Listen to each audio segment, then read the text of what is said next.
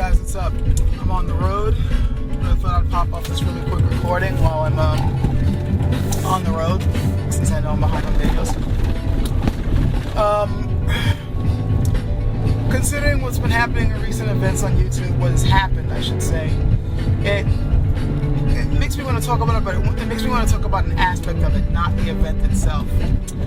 I'm sure you know there was a certain individual on YouTube, really cool guy. I really feel bad that I can't really recall the exact way to pronounce his name at the moment, but you guys should know who it is when I mention what happened to him. Basically, he had gotten his docs dropped by a fairly well-known fundy idiot, which resulted in the guy completely closing down his YouTube account.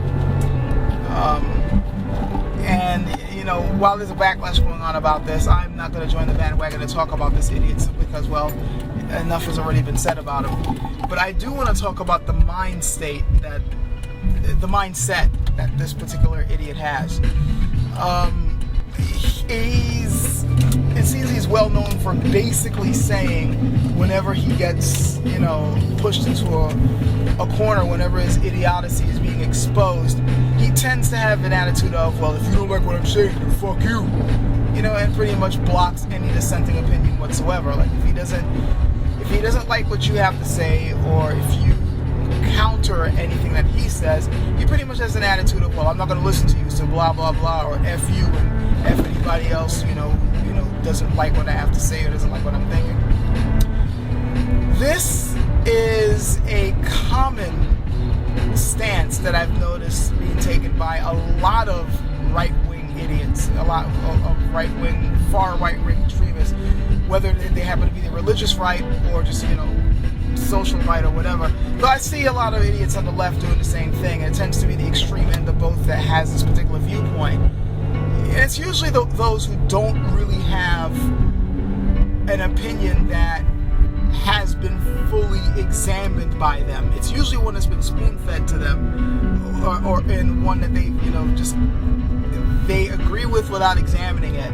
And when anybody actually decides to have a discussion with these guys, they don't, you know, have enough facts to back up their opinion. And then when they realize that all they really have is just rhetoric to work with, then they just end up usually saying, well, I'm not going to listen to you, or F you if you think differently, whatever. Now, what's infuriating about this is a lot of these guys have that patriotic slant. You know, a lot of their rhetoric is because they don't like hearing anybody say anything bad about their country. But what they don't realize is that the people who helped to found this country, the ones who came up with these values and ideas which these guys claim to represent, which they actually don't, but the ideas that they claim to represent, these things would not have come about if those same founding fathers had the same attitude of, well, if you don't like what I have to say, then F you. That wasn't their mindset. That wasn't, you know, how they went about doing things. How they got things, you know, developed in this country, how they developed the ideas that later on formed this, was through discussion with people of differing points of view. You see, not all the founding fathers agreed on the exact same things. True, they had a general idea of wanting a country where men could be free, quote unquote. But what they meant by that and how to go about that were matters on which they differed on. This is why they had meetings and conferences and sent different letters to each other explaining their points of view, and then they would, you know, constantly discuss their different points of view in the hopes that they would all soon get a consensus on these ideas. It was the same thing after, you know, this was going on before the Revolutionary War and during the war, but then after the war, when they were, you know, fully, you know, establishing their country, you know, they still had to come together to come up with what the laws were going to be. And that didn't pan out in the beginning. They ended up having to come back together again a few years later to form what we now know as the Constitution. And this thing didn't just happen out of the blue. They didn't all agree with one mind and say, oh, this is the way it's going to be. Yes, yes, yes, yes. Nah, they had to, like, you know, debate this stuff over a period of time before they finally were like, okay, this is what we're going to agree on. And this came through with discussion, with people of differing points of view. And they had to be willing to listen to the other side and give ground when the other side had a point on something, when they were able to fill in the gaps that they might not otherwise have been able to fill themselves. If they happen to have had a particular point of view which either proved to be erroneous or incomplete, and somebody else was able to come over and say, nah, this is what you're missing. And they had to be willing to agree with, oh yeah, you're right, I didn't see that point. But if they had the point of view of, nah, this is my opinion, if you don't like it, well, fuck you. If they thought like that, we wouldn't have a country today.